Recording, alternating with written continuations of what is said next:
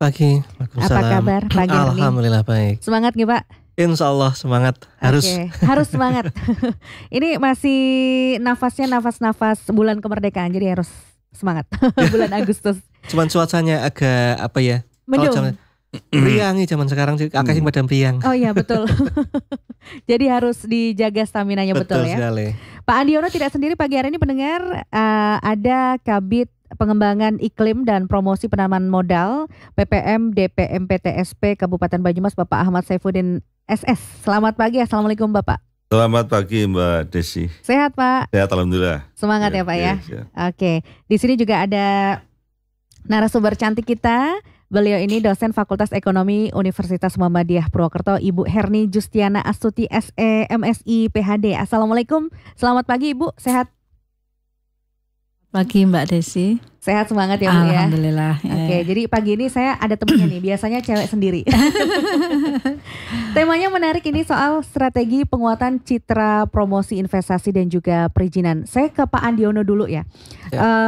Nilai investasi di Banyumas di sepanjang 2022 kemarin itu ada berapa sih Pak? Kalau nilai investasi nih, ini target apa capaiannya Mbak?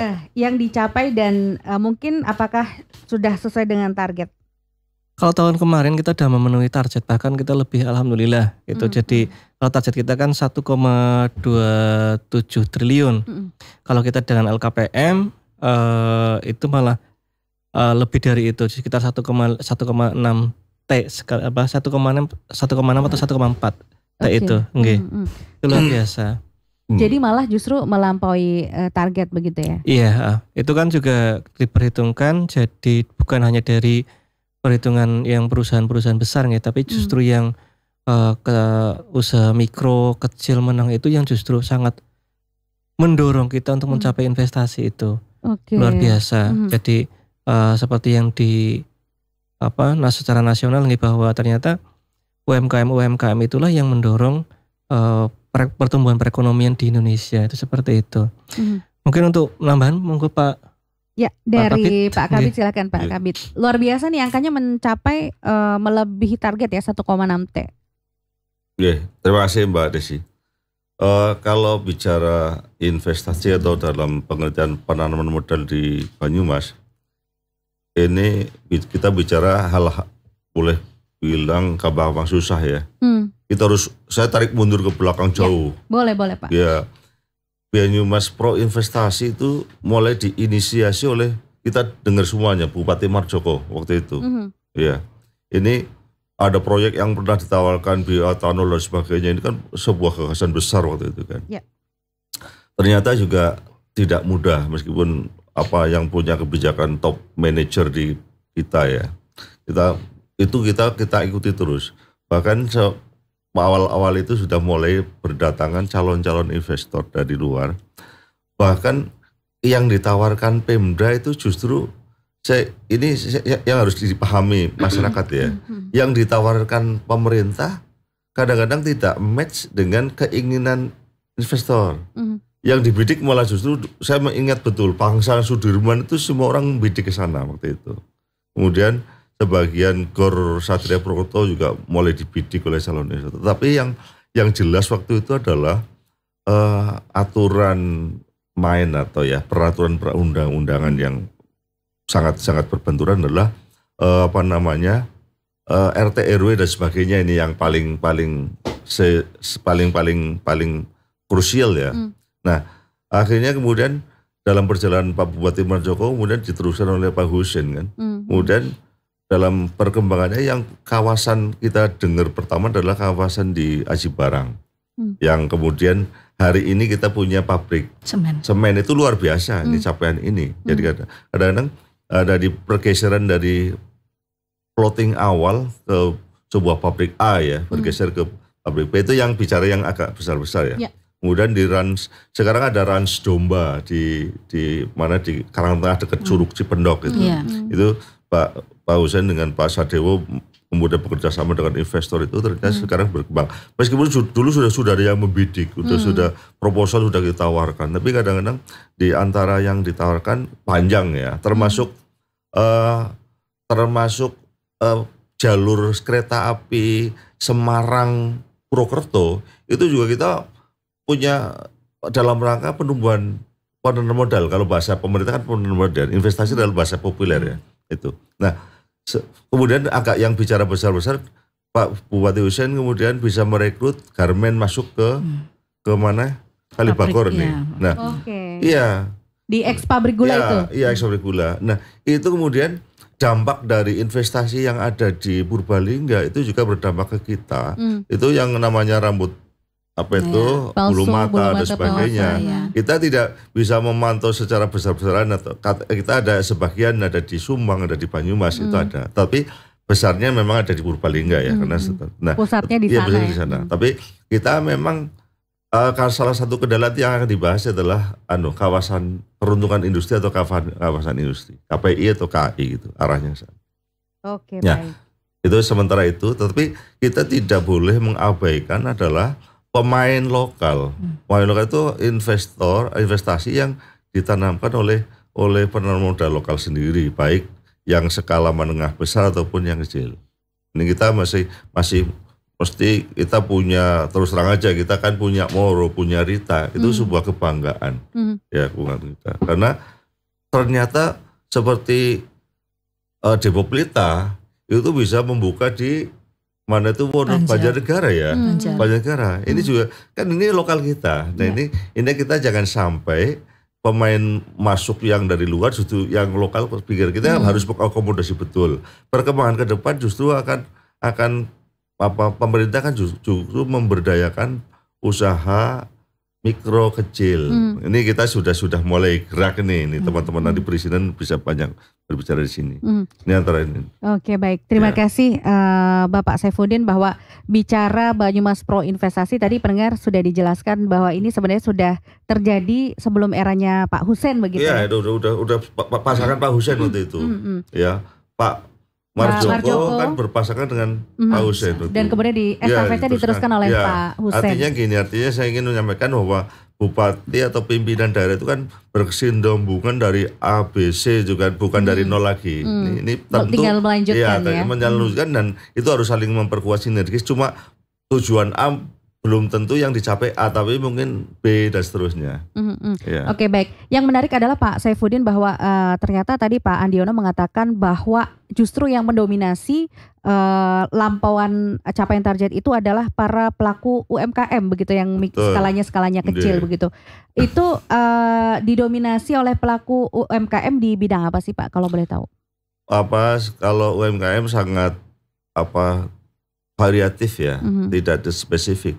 Bahkan yang sekarang kita respon bagus adalah pemerintah melalui teman-teman dari PKK dan sebagainya, kita punya namanya Aspikmas itu. Aspikmas. Asosiasi Pedagang Kecil Banyumas kan. Itu kan itu memwadai mulai dari kabupaten, kemudian punya pengurus-pengurus di tingkat kecamatan.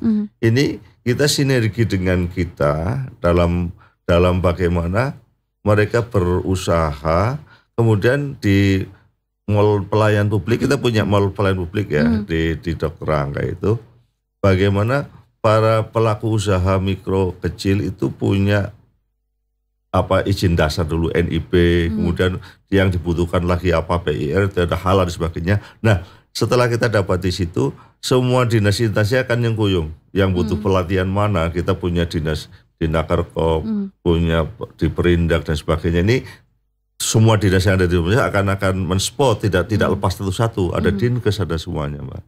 Oke, baik. Terima kasih Pak Saifuddin. Saya bergeser ke pengamat ekonomi dari UMP, Ibu Herni Justiana Astuti SMSI PhD ya. Ibu mendengar keterangan dari Pak Andiono dan juga Pak Saifuddin bahwa ternyata Banyumas ini benar-benar sudah pro investasi. Apakah dari kacamata pengamat sudah demikian, Ibu? Ya, terima kasih Mbak. Ya, menurut saya itu sudah bagus, dan karena saya juga masyarakat sini juga, meskipun saya dosen ya, saya mengamati memang awal berubahnya itu sejak Bupati Pak Marjoko, kemudian tadi ya estafet itu sangat bagus sekali. Jadi dari mulai Pak Marjoko itu sudah ada dasar ya, ada dasar untuk memperbaiki infrastruktur, karena itu sangat penting untuk menarik investor.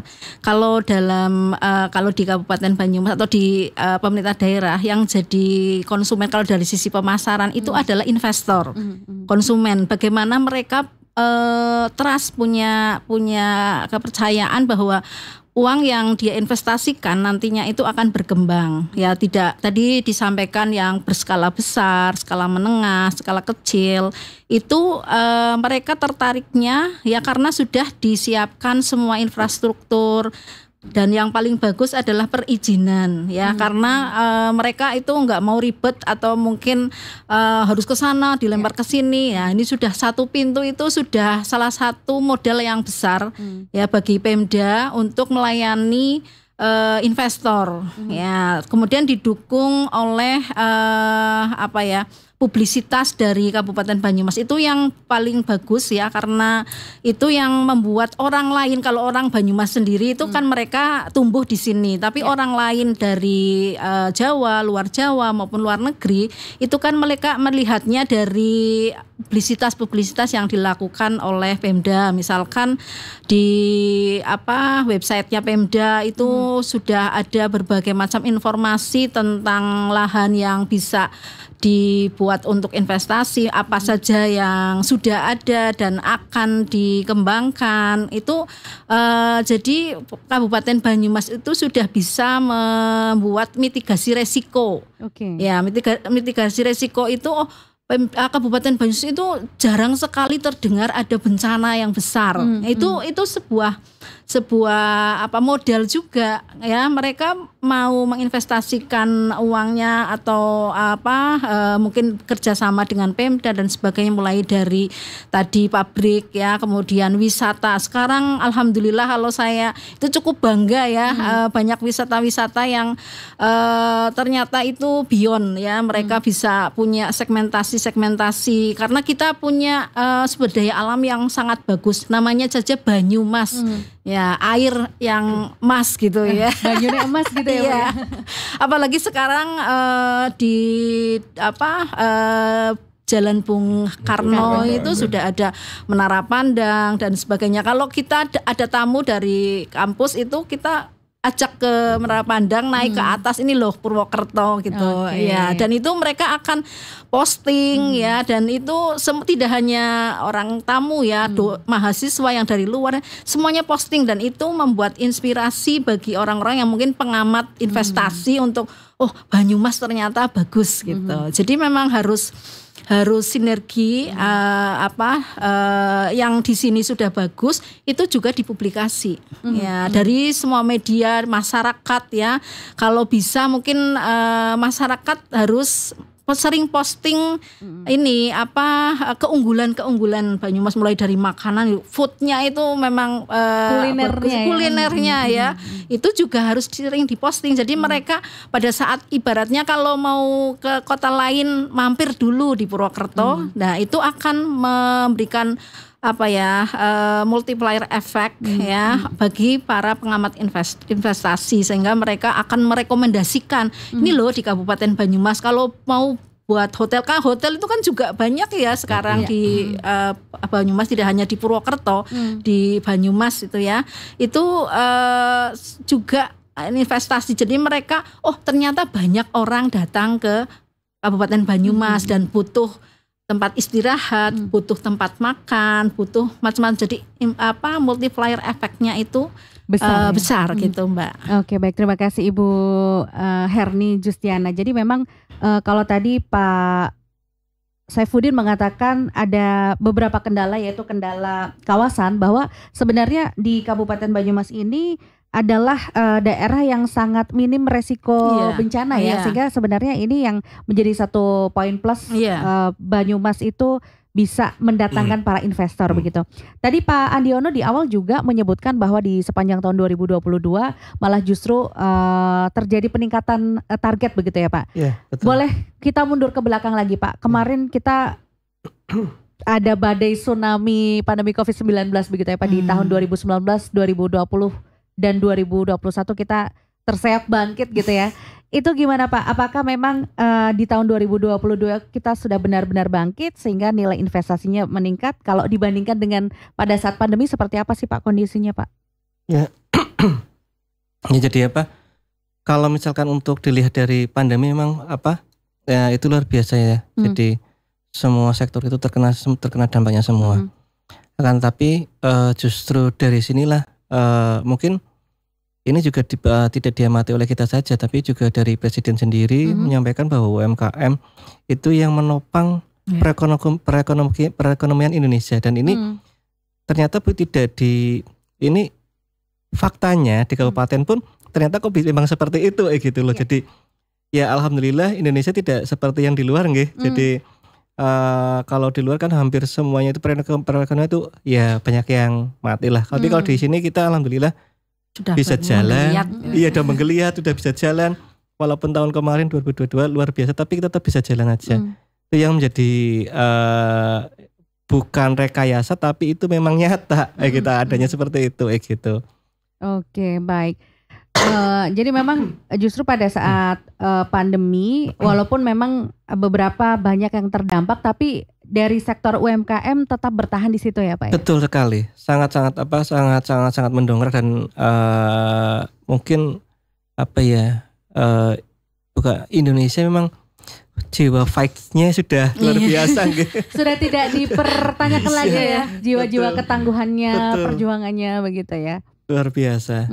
Oke, artinya adalah untuk teman-teman pelaku UMKM jangan pernah berkecil hati apapun musimnya begitu ya. Betul sekali. Toh pemerintah juga sekarang ini selalu memberikan formulasi termasuk kemudahan dalam berusaha kemudian dalam izin ya. Nah, Pak boleh diceritakan sedikit mungkin bagi para UMKM pemula gitu ya Pak, untuk mengurus itu semuanya ribet, belum ngurus NIB, INA, INU.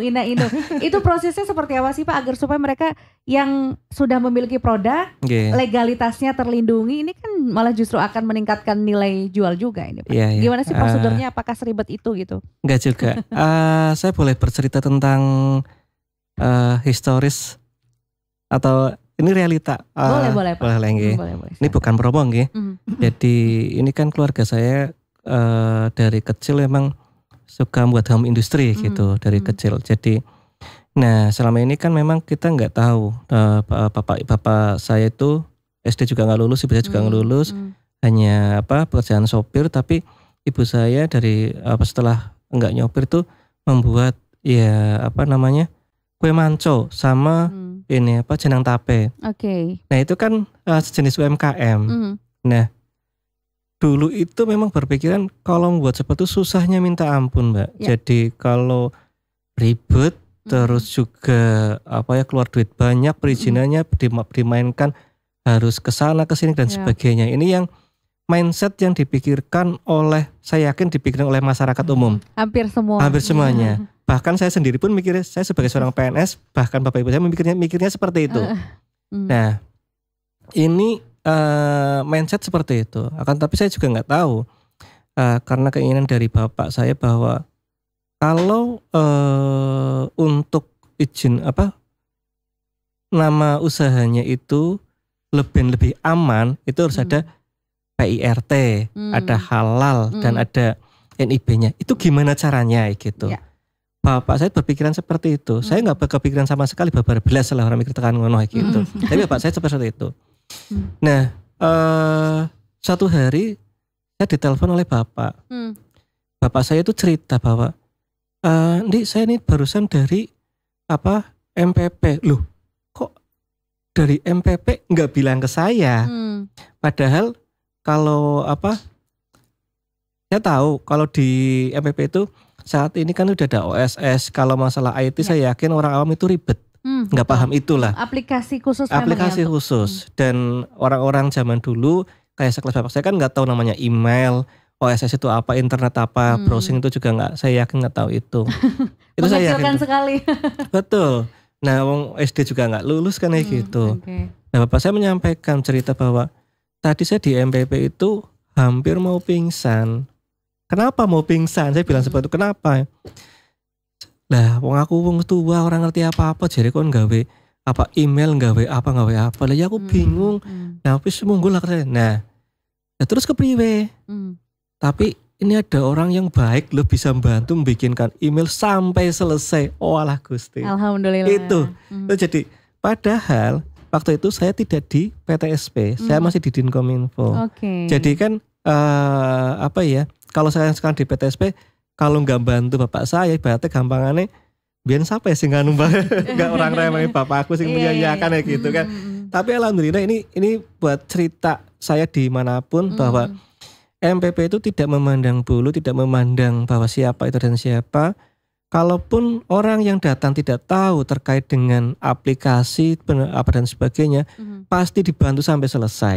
Itu seperti itu Mbak. Pelayanan prima ya. Betul sekali pelayanan prima. Gitu. Jadi untuk Anda pendengar yang mungkin sama sekali nggak tahu menahu soal apa itu email, kemudian juga OSS, aplikasi ina-inu, jangan khawatir begitu ya Pak. Jangan khawatir, datang langsung aja ke mall pelayanan publik yang ada di Jalan Dr. Angka. Di situ nanti Bapak Ibu akan dibantu ya. Iya. Karena Pak, saya bergeser ke Pak Saifuddin. Bapak mungkin bisa menjelaskan juga apa sih keuntungannya ketika sebuah produk yang dimiliki oleh teman-teman UMKM ini berizin lah istilahnya begitu, ada legalitasnya dengan yang tidak ada legalitasnya Pak. Oke, terima kasih. Kita pernah dengar ke Kudus ya. Kudus di sana ada salah satu produk lah, saya sebut misalnya jenang A gitu aja.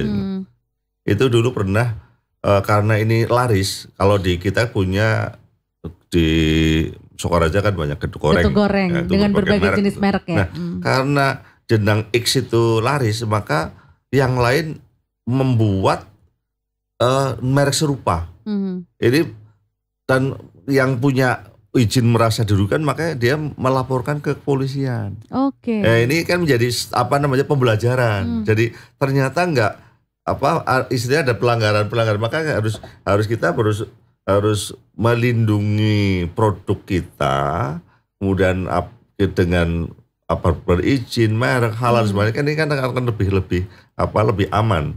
Maka ini sudah ada penyadaran saya mendapat informasi di kota lain. Nah, di sini kita mulai teman-teman udah mulai sadar ini. Nanti bisa bagaimana pasarnya tidak di lokal saja, bisa standby di pasar-pasar tertentu, di produknya bisa teman-teman PHRI tentunya ini ya, hotel, restoran sebenarnya kan harus mengakomodir bahwa produsen di Banyumas punya produk ini, tapi juga setelah punya izin atau NIB dan seterusnya tentu harus di-upgrade bagaimana kemasannya, bagaimana sajian ingredient di dalamnya, kemudian beratnya berapa, itu ada pembinaan dari Dinkes, dari Perindak, dari ini, bahkan ada pelatihannya Mbak.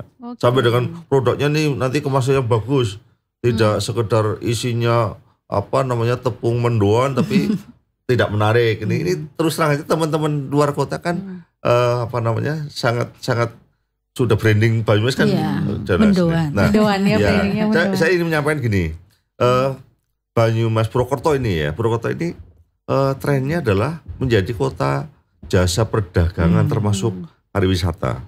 Saya ingin menyampaikan pada teman-teman di PRI dan seterusnya. Saya kemarin kebetulan mengikuti kegiatan yang di hotel itu sampai 6-7 hari. Saya mengamati sana. Gini, di Purwokerto itu kan setiap hari Minggu atau Sunday morning di daerah Gor itu di Profesor Suharso ya. Itu kan mulai dari Papatan Aston sampai timur kan ditutup tuh. Makanya ada geliat ekonomi ya, perekonomian mikro kecil di sana. Nah, mestinya teman-teman yang punya kunjungan tamu di Purwokerto kan banyak puluhan hotel nih. Maka ikut dong menyponsorkan. Kalau pun ada kegiatan diklat katakanlah di hotel itu, tutuplah jam 6 sampai jam 8 pagi, keluarkan, ini loh Purwokerto ada ini, gitu loh. Ini Bupati Busen Pak Sadewo kan sudah mulai mengembangkan menara pandang, Soekarno ya, jalan itu dibuat, daya tariknya ada, kemudian di Balai Kemambang, dalam kota ini kalau saya sendiri sebetulnya pengen nanti teman-teman melebar ke samping lah, ke arah Wangon, ke arah Aji Barang, ke arah Banyumas Lama. Dan kita harus, Ini dari yang ada di kota ini ada, tapi kalau tidak disampaikan kan nggak ngerti. Ya, nah kemudian yang menjadi pemikiran kita bahwa orang berkunjung ke Banyumas jangan hanya sebagai transit, tapi ada length of stay ya. Orang bisa nginep di sini di berapa 2-3 hari. Nah ini tentu peluang bagi teman-teman yang bergerak di pariwisata. Ada paket apa sih Banyumas? Ada wisata religi, ada wisata kota tua. Buatlah paket seperti itu. Jadi ini teman-teman di yang berjalan ini sudah mulai ngobrol-ngobrol kayak gitu ya Banyumas. Nah, yang tadi kita punya hotel itu bertumbuhnya luar biasa. Coba gitu. Rumah sakit di Banyumas kayak apa? Ini kan menunjukkan sebuah geliat ya. Iya, geliat perbatasan Jawa Barat sampai daerah Purwokerto, Jawa Tengah itu cek ya Mbak, yang visit ke rumah sakit kita orang mana. Ini kan menjadi pangsa pasar. Nah, kemudian ini bocor yang sudah menjadi kebijakan gini. Kan pemerintah dan DPRD sudah menyepakati. Ini meskipun realisasi bisa 20 tahun, 30 tahun yang akan datang ya. DPRD sudah punya kebijakan atau kesepakatan bahwa Banyumas itu akan mekar jadi 3 nih. Ya kan?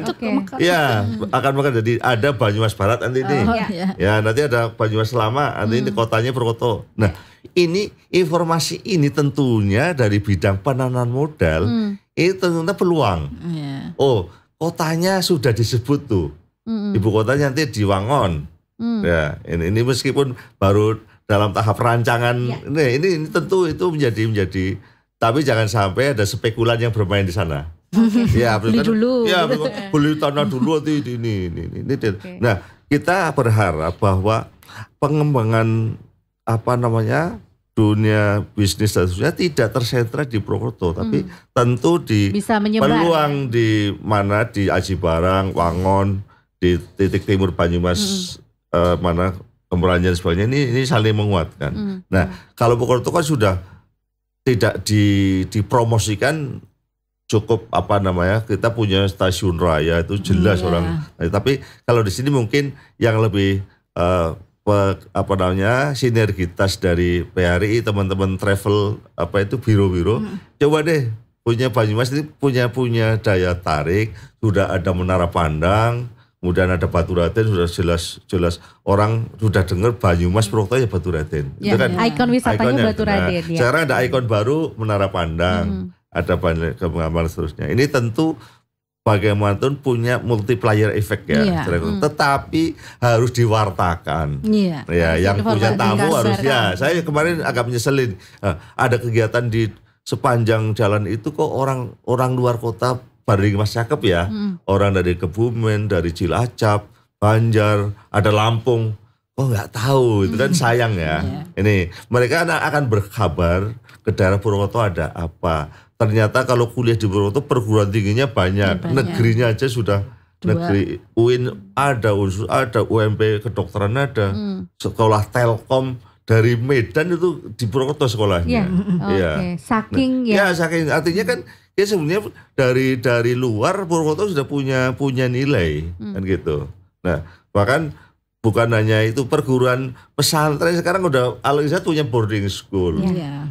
Di tempat Gus Anam punya sekolah yang ribuan siswa itu. Di kombinasi tradisional dan modern sudah ada di Banyumas, luar biasa.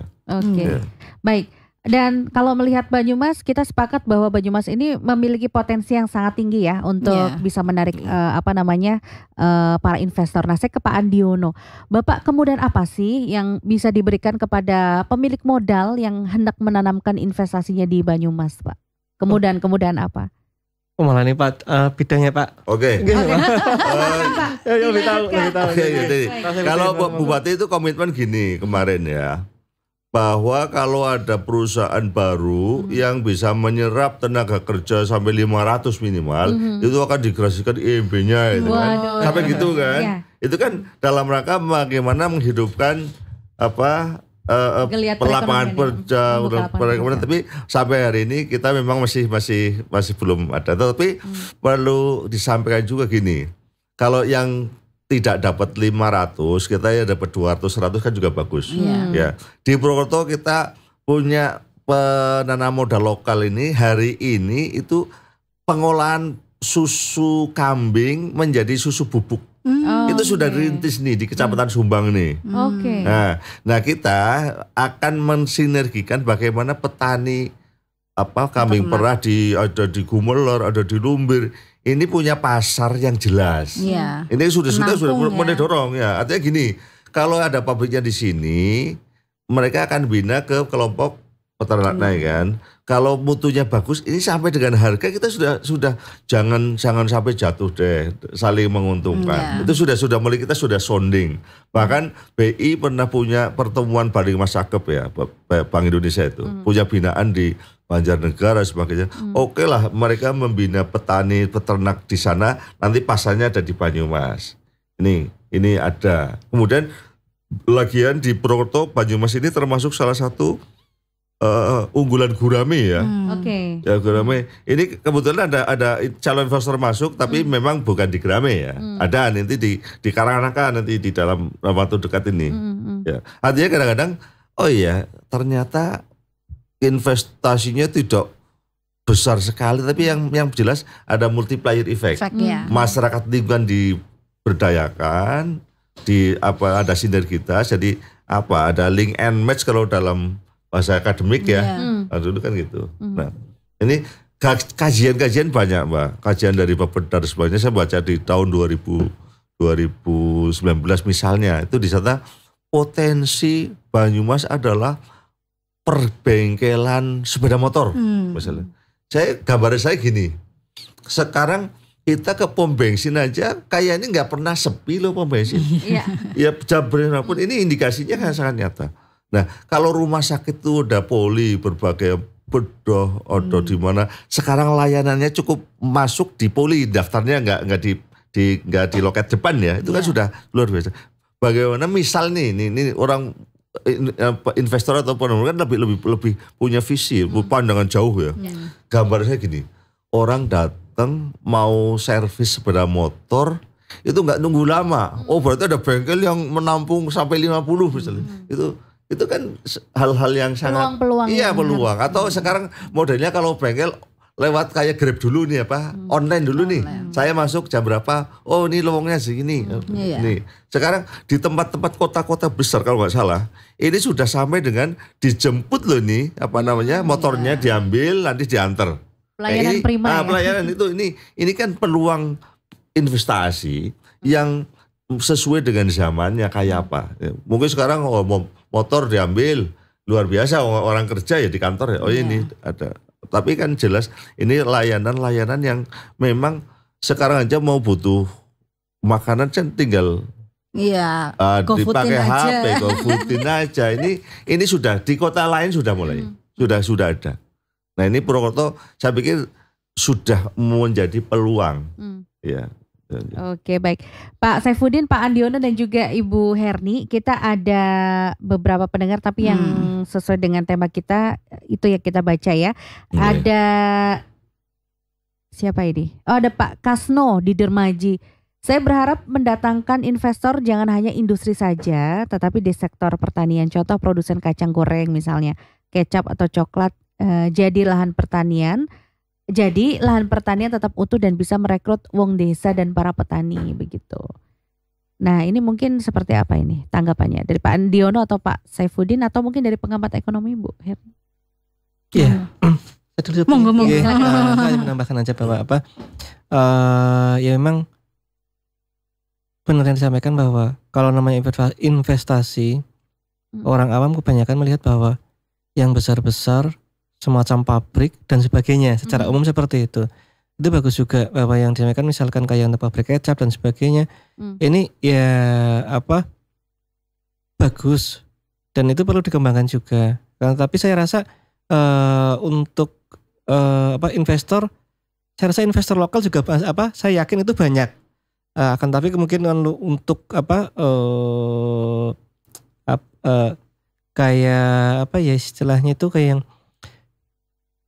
yang baru-baru misalkan kalau kayak kacang yang besar yang apa dan sebagainya, kedelai yang apa yang unggul gitu. Itu hal-hal kayak edamame atau sebagainya ya.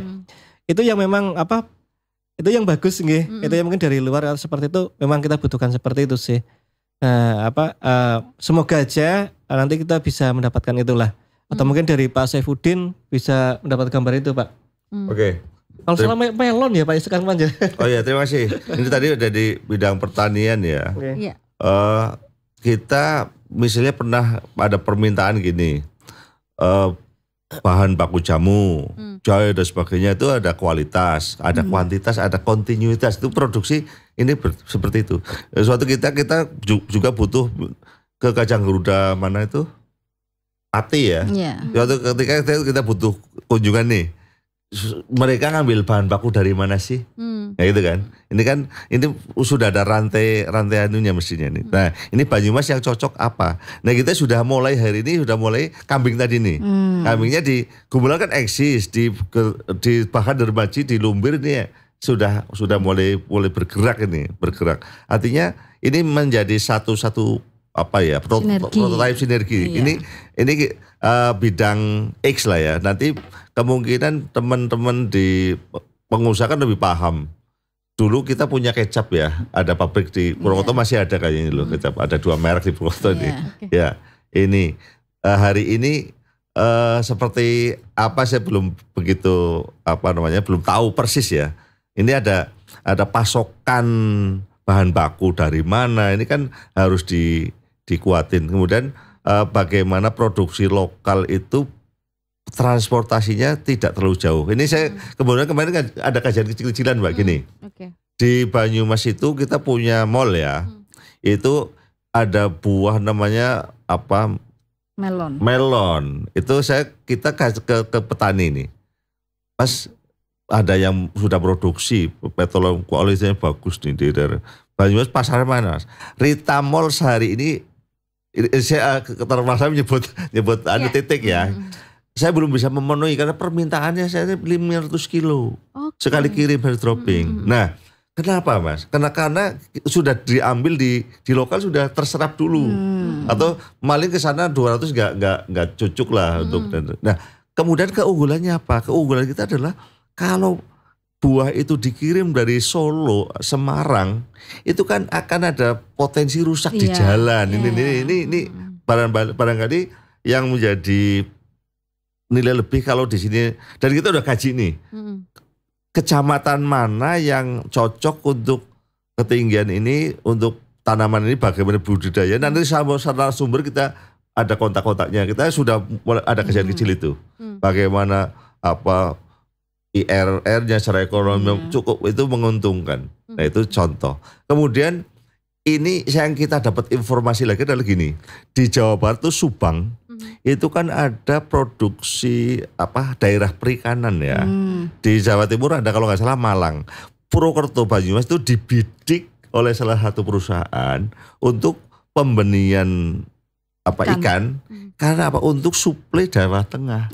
Gitu loh. Karena kalau Jawa Barat dibawa ke sini nanti kurang bagus. Kualitasnya. Di jalan ini. Di jalan kan rusak ya. Nah, kalau memang hari ini Purwokerto itu telur gerami itu kan yang dibawa ke luar daerah sampai Sumatera, sampai Jawa Timur, itu kan telur yang belum menetas. Itu telur ya kan. Nanti menetasnya sudah sampai tujuan. Nah, ini kemarin kalau kami udah banyak sudah tradisional minded tuh di daerah Kecamatan Kedung Banteng. Nah, ini yang ada masuk, ada perusahaan yang masuk ke ada, tetapi tidak berbenturan dengan petani lokalnya karena yang dibudidaya beda. Ya, jenis-jenis ikan.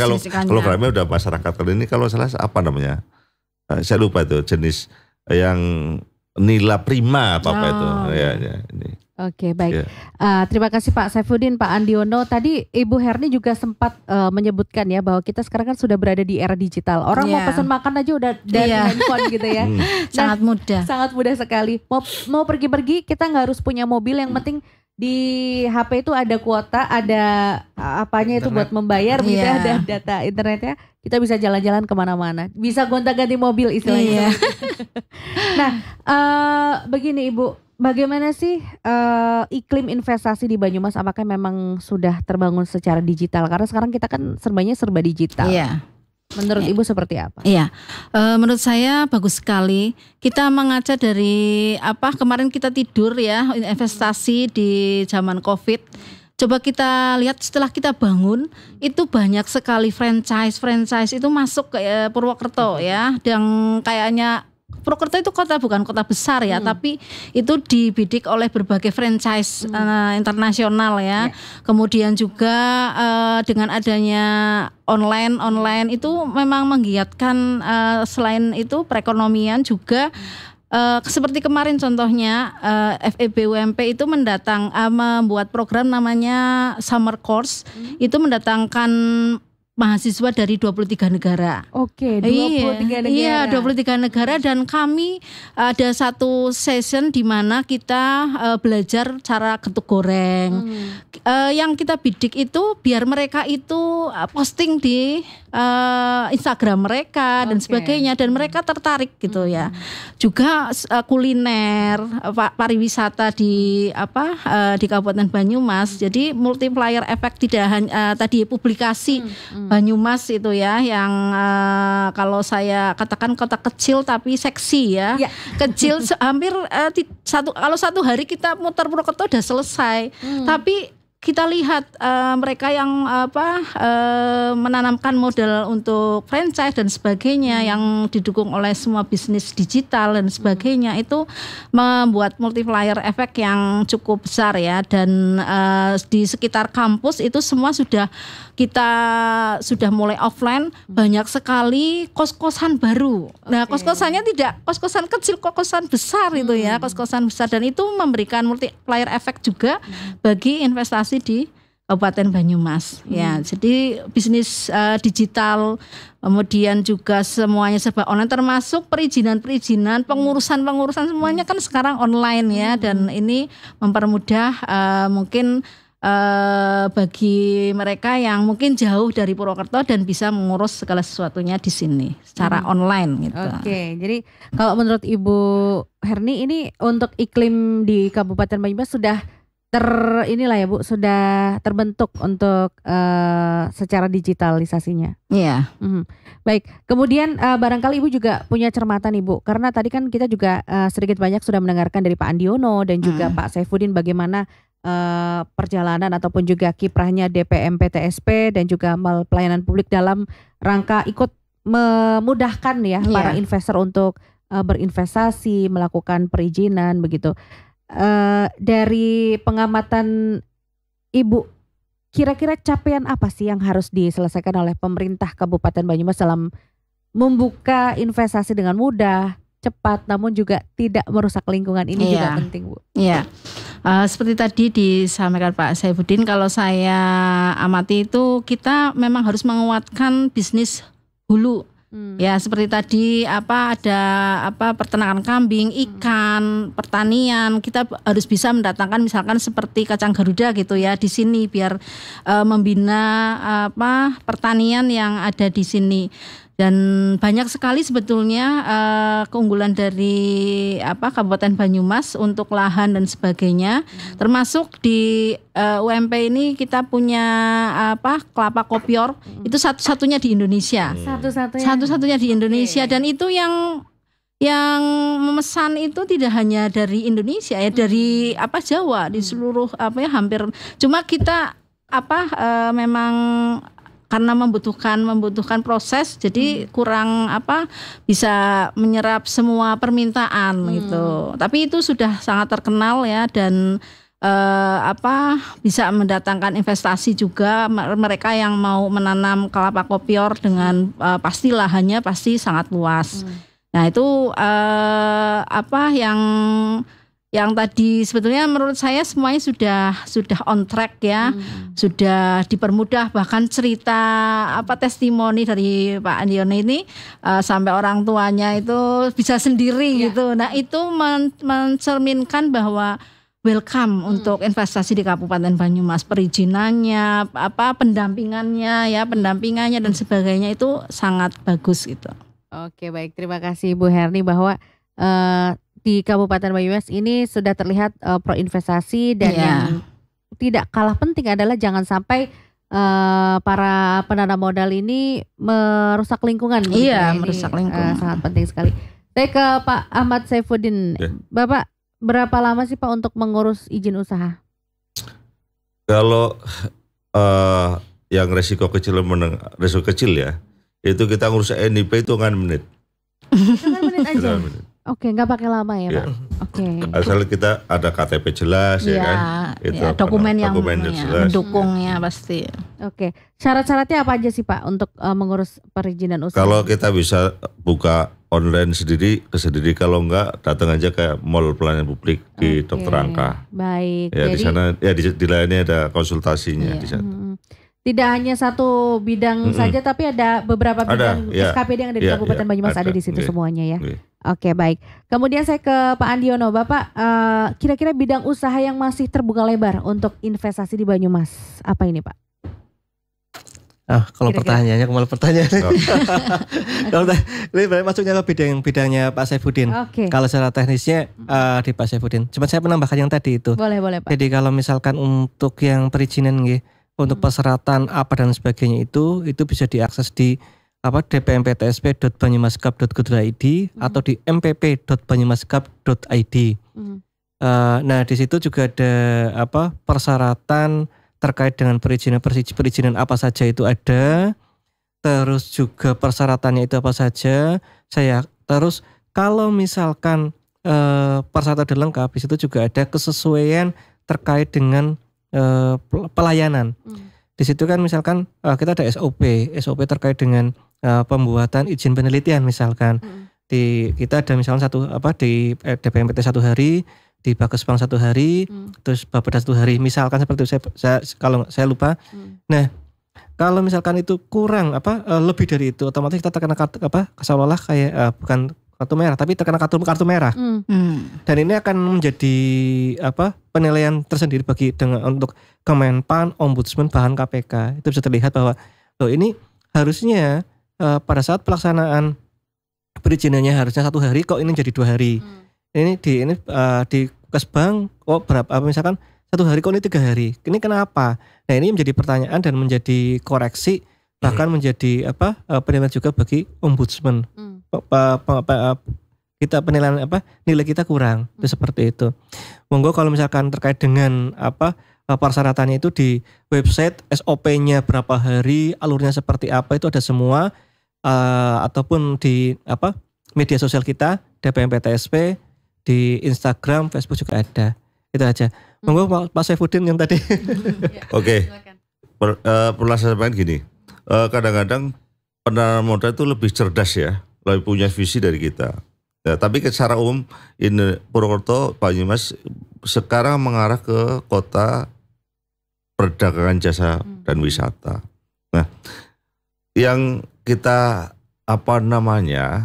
yang perlu dimunculkan kembali adalah mestinya potensi lokal nih. Potensi lokal yang ada di kita dikuatin. Misal gini, orang kalau datang ke daerah kan pengen menu daerah sebetulnya kan. Di sini ada menuan. Kalau hotel misalnya dengan menunya sudah ayam goreng, ini kan sudah biasa sekali. Kalau teman-teman di situ ada yang fokus ya, kita menunya adalah justru buntil gitu ya. Jajan pasar. Itunya menu ininya. Kemudian jangan lompong gitu.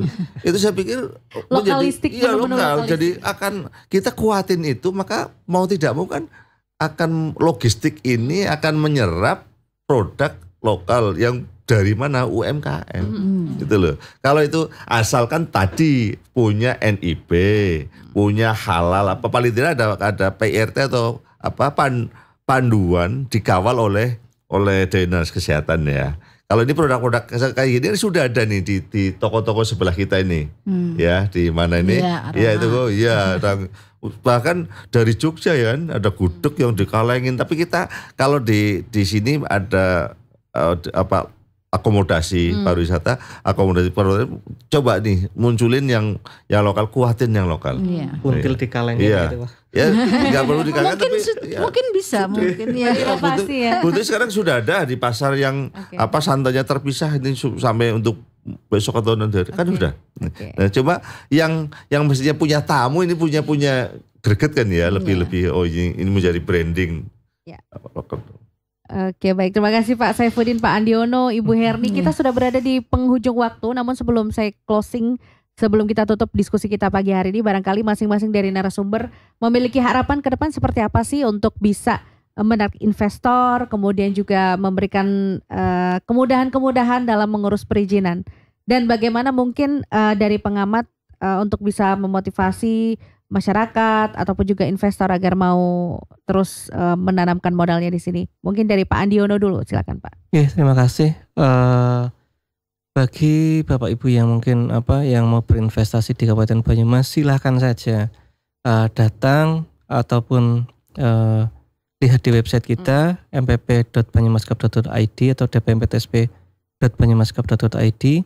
Kalaupun tidak, silahkan datang langsung ke MPP Banyumas di Jalan Dr. Angga, di mana kita akan melayani investor sebaik mungkin.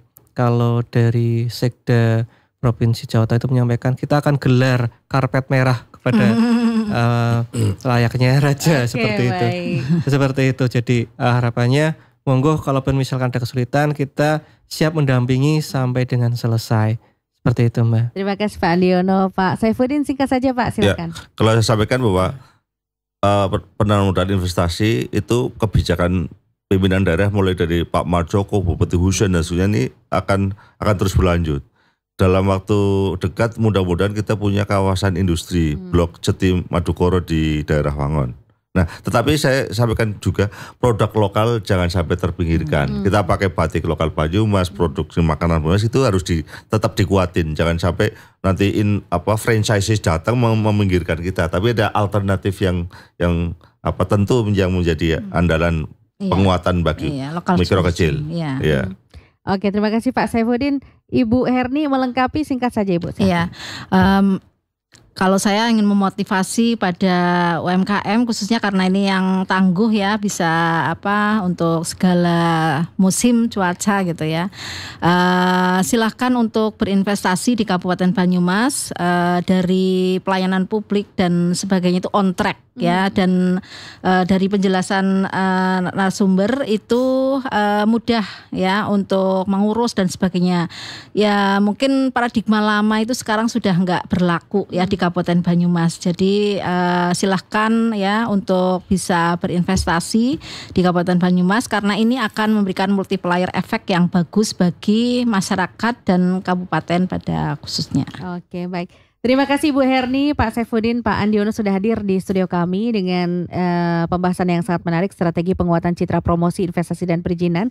Semoga apa yang menjadi harapan dari Bapak narasumber ini mewakili juga suara hati teman-teman UMKM dan juga para penanam modal sendiri ya, bahwa kita bisa 2023 kita bangkit begitu ya. Terima kasih sudah hadir di studio. Selamat beraktivitas kembali Bapak, Ibu. Assalamualaikum warahmatullahi wabarakatuh. Waalaikumsalam warahmatullahi wabarakatuh. Guru Kerto Pagi.